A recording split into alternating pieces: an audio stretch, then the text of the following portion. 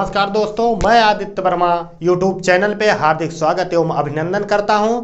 जैसा कि आप लोगों ने हमारे वीडियो में देखा कि हमने आपको वर्णमाला पढ़ाया और वर्णों के उच्चारण स्थान को पढ़ाया। आज आपके लिए हम कुछ प्रश्न लेकर के आए हैं कि आपके परीक्षा में किस प्रकार से प्रश्न पूछे जाते हैं।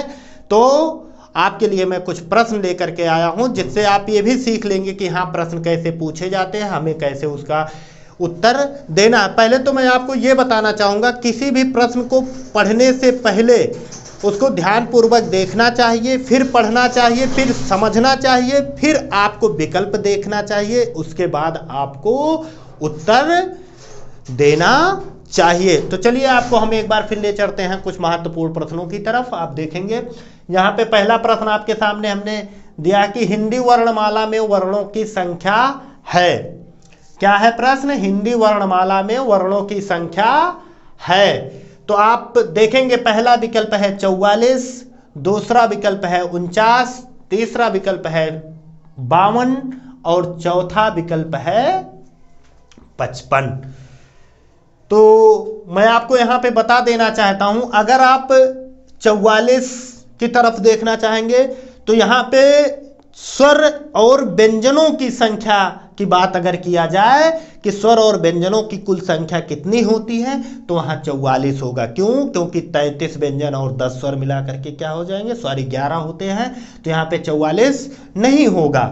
तो आप देखेंगे 49 की तरफ जब आप आएंगे तो आप 49 की तरफ आएंगे, आपको लगेगा हाँ, हमने वर्णमाला में कहीं पढ़ा था 49 होता है, लेकिन नहीं छात्रों।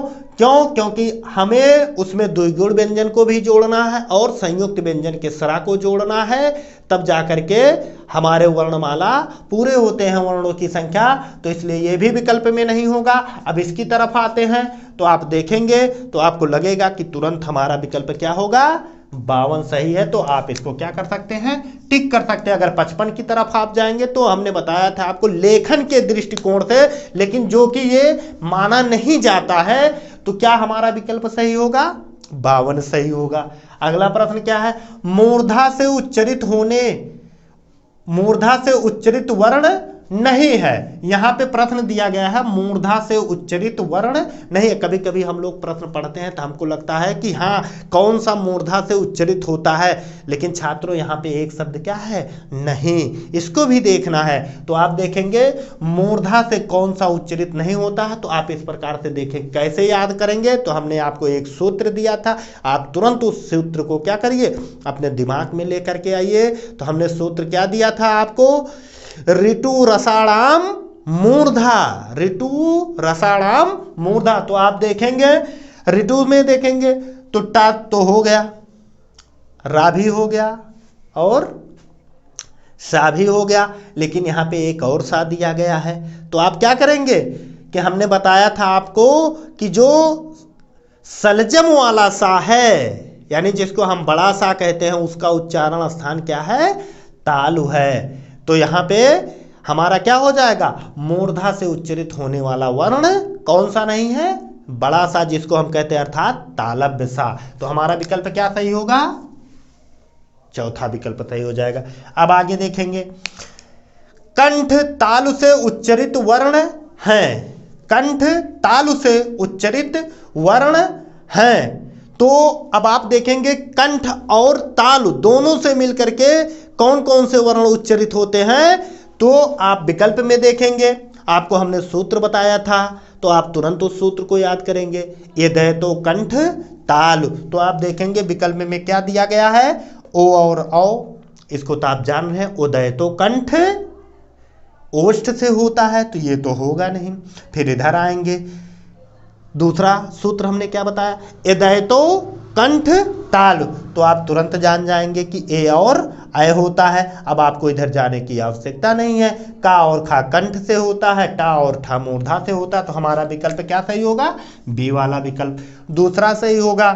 उसके बाद हम देखेंगे हा का उच्चारण स्थान है, हा का उच्चारण स्थान है। तो आप देखेंगे हमने आपको सूत्र बताया था, अगर आप ऐसे नहीं जान पा रहे तो आप तुरंत सूत्र स्मरण कीजिए या कहीं लिख लीजिए, तो तुरंत आपको पता चल जाएगा कि हा का उच्चारण कहाँ से होता है। तो क्या हो जाएगा, हा का उच्चारण अकुह विसर्जनीयानाम कंठा। तो आप देखेंगे कहीं पे विकल्प में आपके कंठ आया है, तो जहां कंठ आया होगा वही विकल्प हमारा सही होगा। तो इस विकल्प में क्या है, पहला विकल्प है कंठ, तो ये हमारा क्या हो जाएगा, कंठ सही हो जाएगा। देखिए छात्रों, प्रश्न पूछने का तरीका पेपर बनाने वाले के ऊपर होगा, लेकिन उत्तर तो आपको देना है ना। उत्तर देने के लिए आपको प्रश्न अच्छे से पढ़ना है, समझना है, विकल्प को देखना है, विकल्प को देखने के बाद आपको उत्तर देना है। जैसा कि मैं समझ पा रहा हूं कि आप लोग वर्णमाला और वर्णों के उच्चारण स्थान को बहुत अच्छे से समझ लिए होंगे। इसी के साथ मैं अगले वीडियो में आपसे पुनः मिलूंगा। नमस्कार।